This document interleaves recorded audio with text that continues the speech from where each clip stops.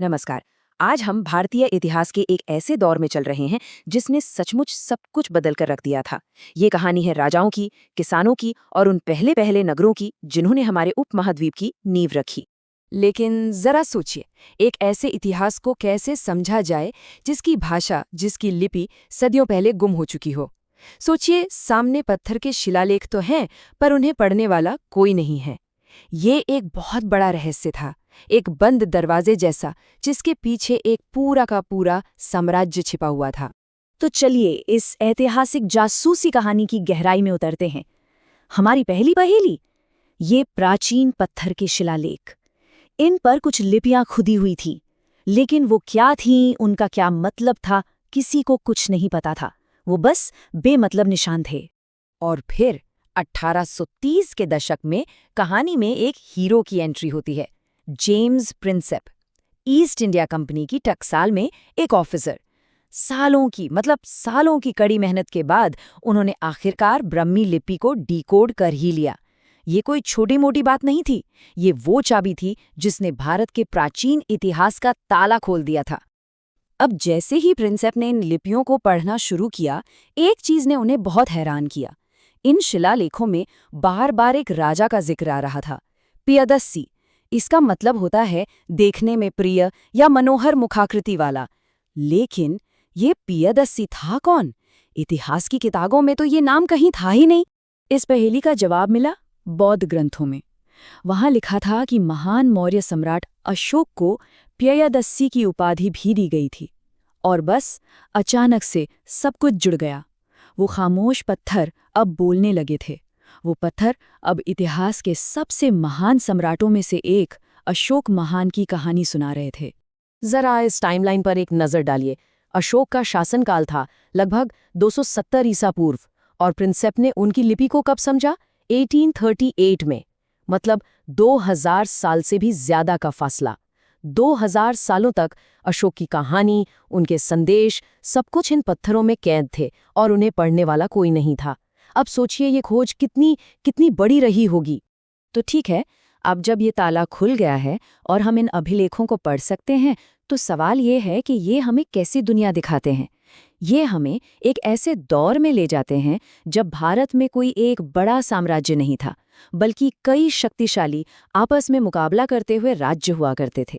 लगभग 6वीं शताब्दी ईसा पूर्व की बात है ये। पूरा उपमहाद्वीप 16 बड़े बड़े राज्यों में बटा हुआ था। इन्हीं को महाजनपद कहा जाता था। इनमें मगध, कौशल, गांधार जैसे कुछ तो बहुत ही ज्यादा शक्तिशाली थे।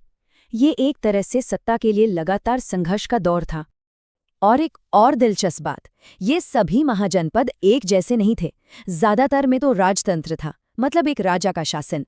लेकिन कुछ गण या संघ भी थे। यहाँ कोई एक राजा नहीं, बल्कि लोगों का एक समूह मिलकर शासन चलाता था। इससे पता चलता है कि उस जमाने में भी पॉलिटिकल सिस्टम कितना डाइवर्स था। तो इन सभी महाजनपदों के बीच चल रही खींचतान में एक राज्य, मगध, धीरे धीरे सबसे ताकतवर बनकर उभरा। और इसी मगध की धरती से जन्म हुआ भारत के पहले महान साम्राज्य का, मौर्य साम्राज्य। ये था मौर्य साम्राज्य। इसकी स्थापना की थी चंद्रगुप्त मौर्य ने करीब 321 ईसा पूर्व में। और ये कोई मामूली बात नहीं थी, ये एक अभूतपूर्व शक्ति थी।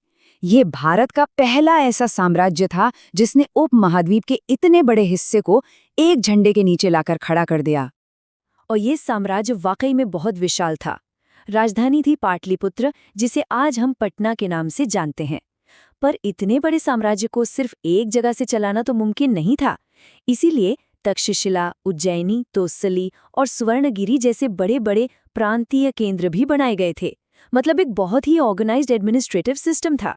लेकिन सवाल ये उठता है कि इतना बड़ा साम्राज्य आखिर चलता कैसे था?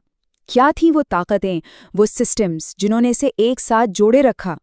चलिए शुरुआत करते हैं इनकी मिलिट्री से। मेगास्थनीज जैसे यूनानी लेखकों ने बताया है कि मौर्य सेना को मैनेज करने के लिए एक मेन कमिटी थी, जिसके नीचे 6 सब कमिटीज काम करती थीं और सबका काम बटा हुआ था।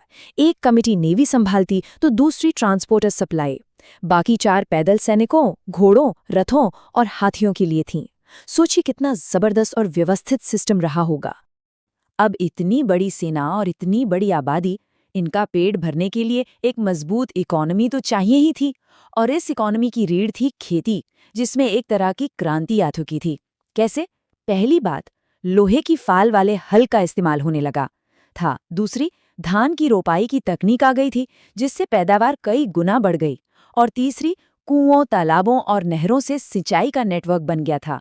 मतलब अब खेती सिर्फ बारिश के भरोसे नहीं थी। खेती के साथ साथ ट्रेड और कॉमर्स भी जोरों पर था। जमीन और समंदर दोनों रास्तों से दूर दूर तक व्यापार होता था। शिल्पकारों और व्यापारियों ने अपने खुद के संगठन बना लिए थे, जिन्हें श्रेणी कहते थे। और शायद सबसे बड़ा गेम चेंजर था पंच मार्क वाले सिक्के। चांदी और तांबे के इन सिक्कों ने लेन देन को बहुत बहुत आसान बना दिया था। लेकिन मौर्य साम्राज्य की कहानी सिर्फ सेना, अर्थव्यवस्था और जीत की नहीं है। इस कहानी का एक बहुत ही अहम और अनोखा पहलू है सम्राट अशोक का धम्म। देखिए, अशोक का धम्म कोई नया धर्म नहीं था। ये एक तरह का मॉरल कोड था, एक नैतिक संहिता। इसमें बहुत सीधी सादी बातें थीं।